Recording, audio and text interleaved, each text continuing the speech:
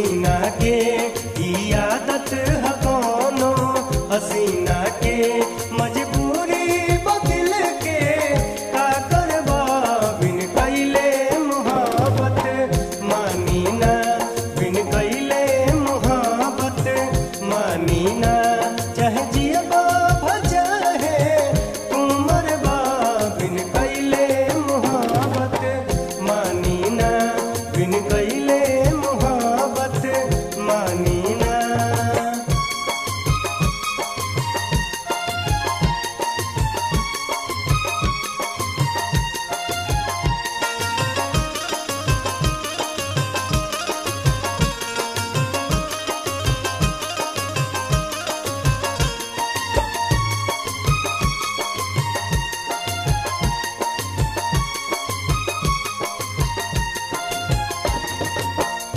गजबे चीज हुए नाम जे कर लड़की हा मुआ के छोड़ दी ई बीमारी बड़की हा।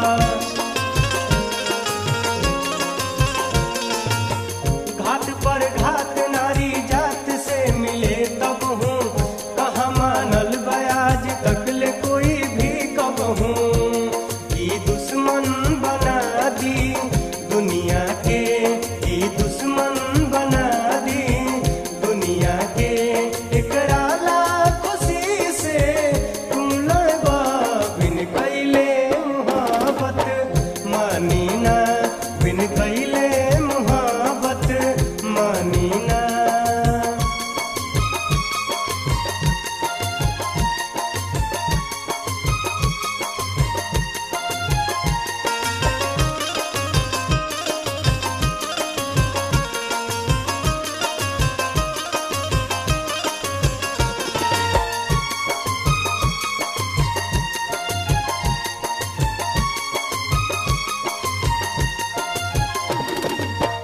दिमाग मान जाई दिल कब मानी ना हजारों दर्द लाखों जख्म के कहानी बा।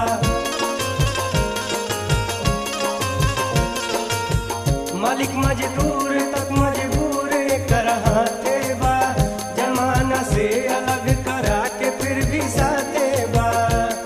ई अतना बढ़ा दी नहिया के ई अतना बढ़ा दी नहिया के फिर पीछे हटे से तुम डरबा बिन कैले मोहब्बत मानी ना बिन कैले मोहब्बत मानी ना।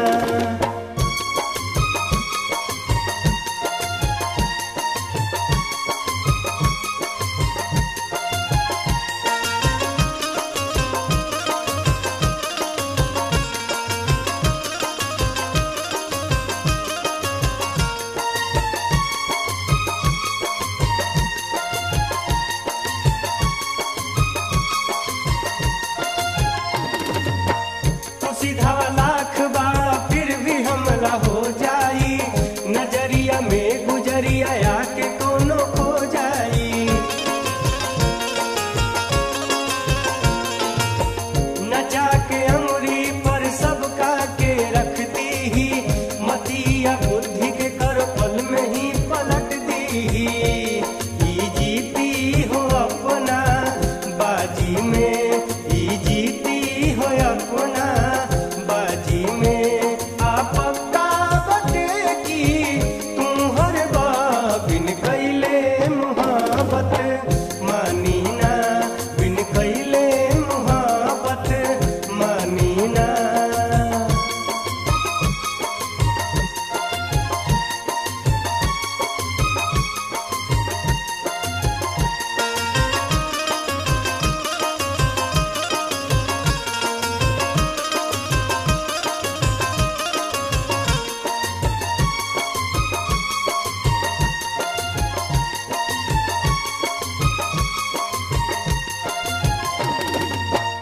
कोई ये करा के कहे अच्छा कोई बुरा है कोई अमृत कहे कोई कहे धतूरा है।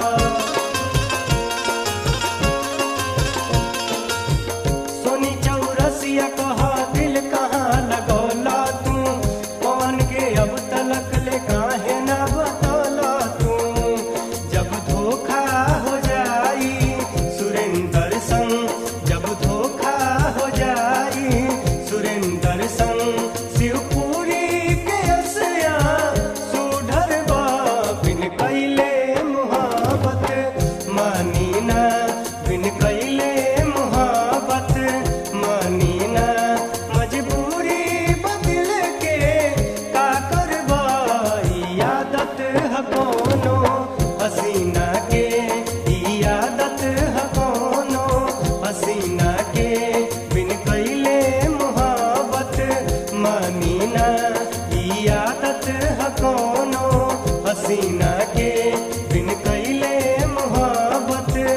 मानी ना।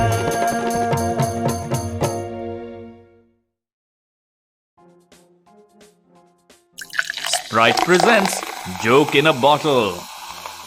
मुझे क्रिकेट में सब कुछ पता है, मैं डीएलएस मेथड सॉल्व कर सकता हूँ, पर एक चीज मुझे मत पूछना, वो है फील्डिंग पोजीशंस।